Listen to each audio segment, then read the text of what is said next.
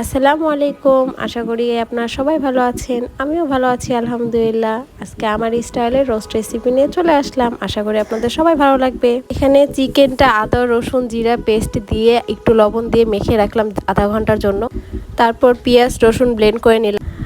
কাজু বাদাম জয়িত্রী জায়ফল কিশমিশ ব্লেন্ড করে নিলাম, তার সঙ্গে সবগুলো একসঙ্গে পেস্ট করে নিলাম।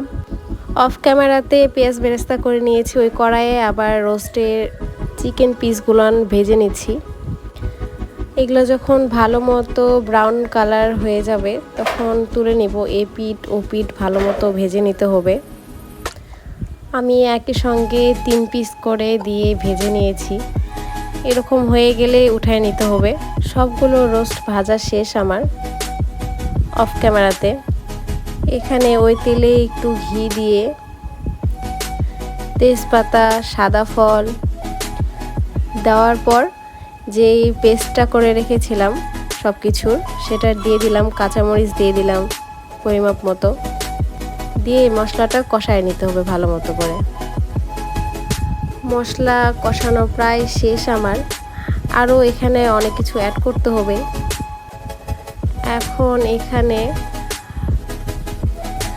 লেবু রস দুধ অ্যাড করব। এখন দুধ অ্যাড করলাম, তারপরে লেবুর রস অ্যাড করলাম, তারপর এখানে মিষ্টি দই দিয়ে দিব প্রায় 1 কাপের মতো বা 1 কাপের একটু কম। আপনাদের রোস্টের পরিমাপ মতো দিবেন।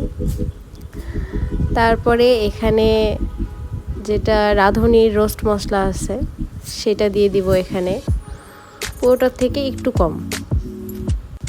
তারপর মশলাটা কষায় নিতে হবে। স্বাদ মতো লবণ দিয়ে নিলাম। আপনারা আপনাদের স্বাদ মতো দিয়ে নেবেন।